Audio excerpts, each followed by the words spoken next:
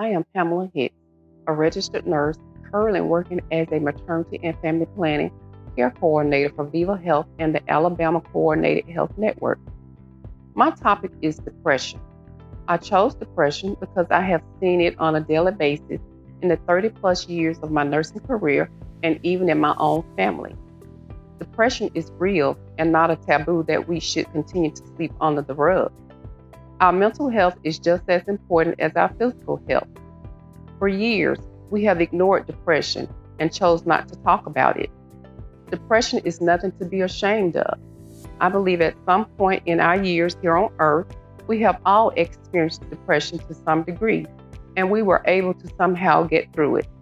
Consequently, some people have not been so fortunate. Therefore, it is important that we be supportive and considerate of anyone who experiences depression.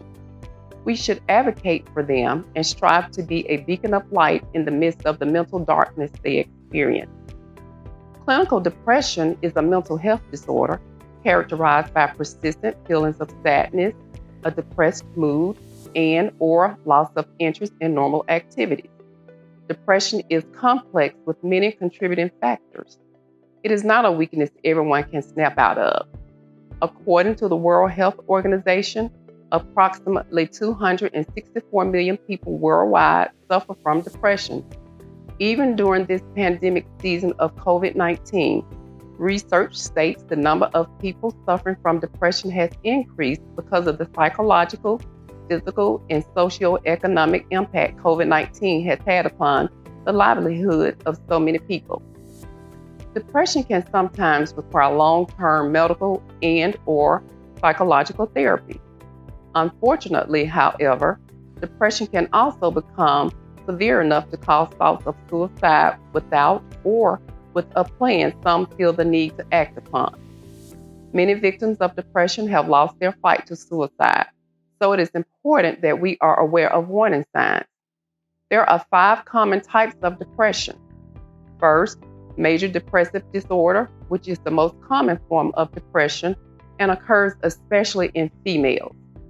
A family history of this disorder can increase a person's risk. Secondly, persistent depression disorder, which is a chronic or long-term form of depression that can last several months to years. Mental health professionals believe that this type of depression is associated with chemical imbalances in the brain. Thirdly, bipolar depression, formerly known as manic depression, is characterized by extreme mood swings and irritability that includes emotional highs, mania or hypomania, and lows, depression. Fourthly, postpartum depression, which occurs after childbirth and arises from a combination of hormonal changes, fatigue, and psychological adjustment to motherhood. Postpartum depression may start out as baby blues but last longer than 2 weeks after delivery and progress to depression.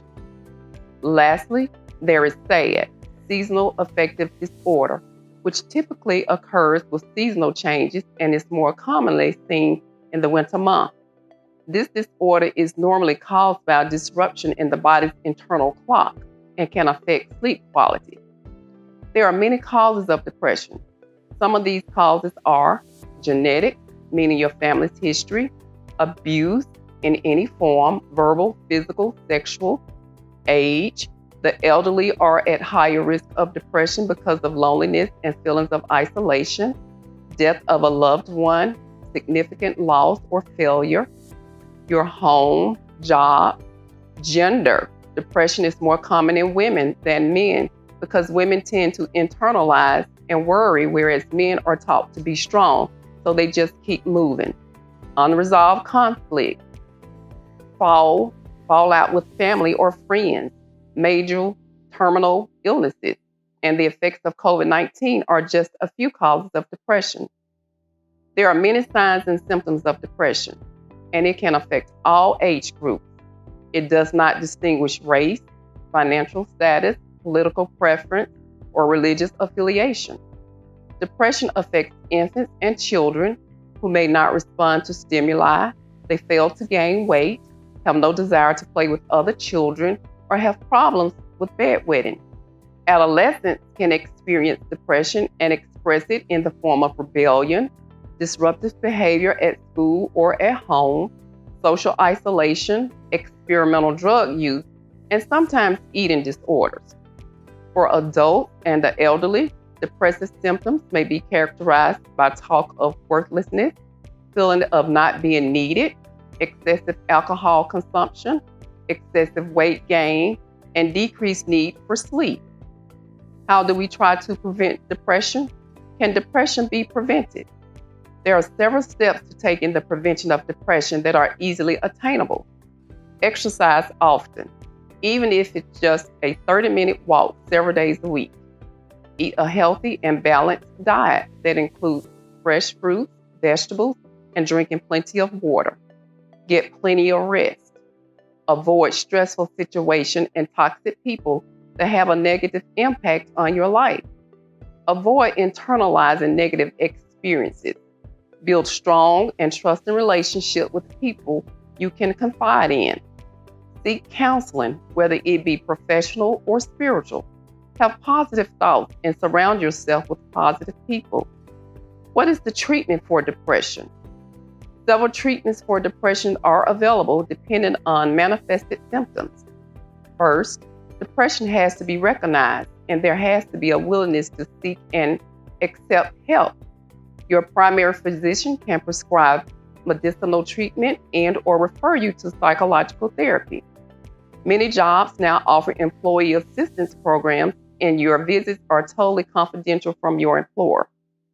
As individuals, we can help by having a listening ear. Acknowledge we don't know how a depressed person feels.